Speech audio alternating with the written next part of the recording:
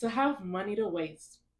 I'm not talking about me, I'm talking about them. This review of Madame Web is brought to you by these 12 thoughts that I had while watching the movie. I'm so genuinely curious about the decision to release this movie with the obvious audio problems, the obvious dubbing. The villain sounded like he was throwing his voice 99% of the time. Even when his mouth movements matched what was being said, matched the audio, his voice somehow still sounded like A, he was louder than everyone else, and B, like his specific audio was just different from everyone else. Did they not realize that there was a problem with the sound until they got to editing the final thing, and they were like, it's too reshooting would be too expensive, let's just go with it? Where were his shoes? They never explained what was up with him walking around bare feet. Did he show up barefoot to the orchestra or whatever it was that they were watching?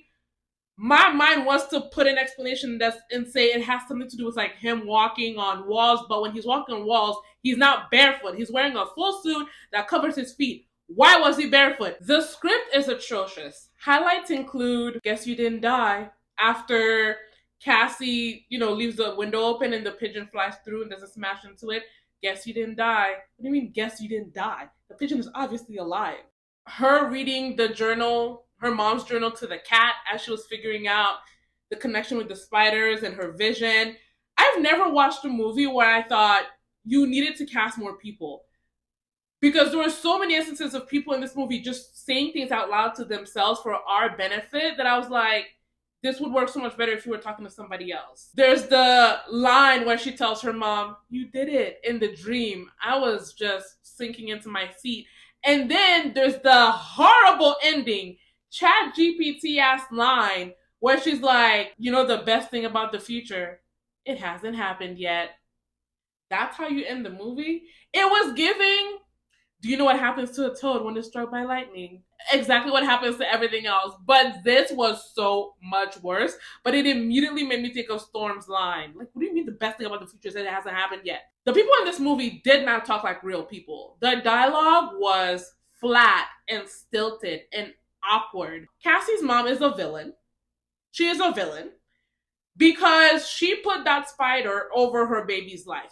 Yes, we learned that she was there because her baby had a fatal sickness or whatever. So she went there to find a cure, but then a present and immediate danger was presented with a raving gunman threatening your life. And still, she was just like, no, I'm going to hold this bottle, and ends up getting shot. She's a villain.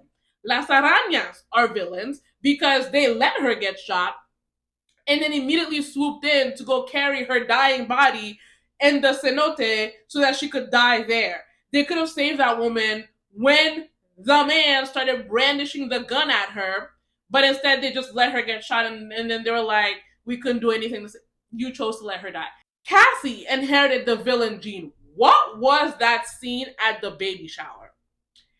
As a writer, what do you want me to take away from your character acting like that? Like, what do you want me to learn about her?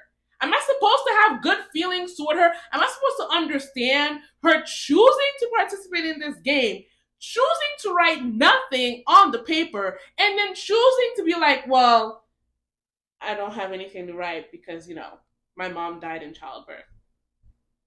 There was nothing endearing about that scene. It made me look at Cassie negatively.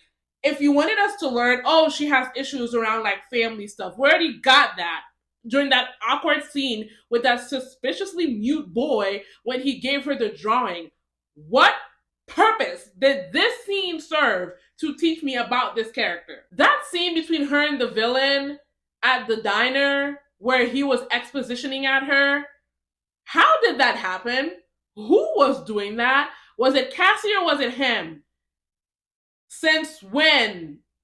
Like, they introduced the whole dream walking power.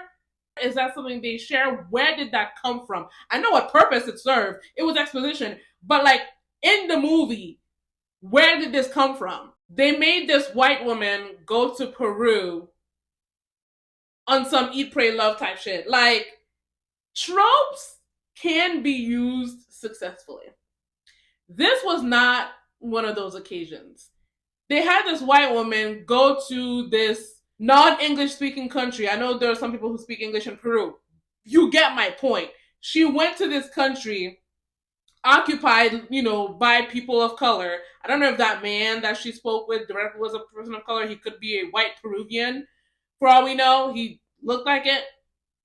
But she went to discover herself, to navel gaze.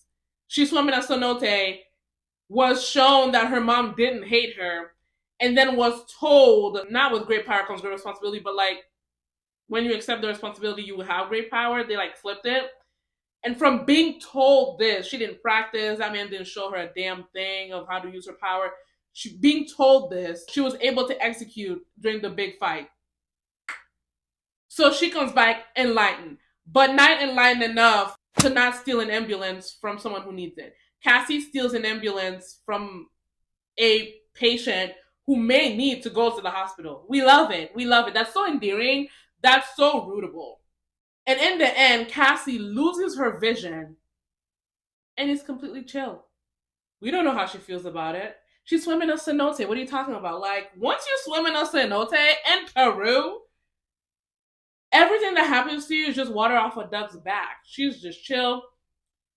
They made that nurse walk into that room specifically so that Cassie could get off that line about, yes, they're family. And in the end, not only is she blind, but she's also in a high-powered wheelchair. And is it me or did her glasses look crooked? She's in a high-powered wheelchair, and her landlord has allowed her to build a giant circular window in her apartment. Or she moved into an apartment with a giant circular window. Because that's the only thing I'll say about this movie. I feel like the three girls had potential were it not for this movie being what it is. Also, I did like the way they did the visions, where you can never really tell how far into the future she was. It could be like 2 seconds, or like when they showed that, she was actually still standing by the car when she walked into the diner. My favorite one display of her powers was in the train, when she kept having visions of each of the three girls, like, getting attacked. 0.5 stars. That's the lowest rating. That's my lowest rating. 0.5 stars. This movie doesn't deserve shiny things. They actually deserve dust, because that is what they gave us.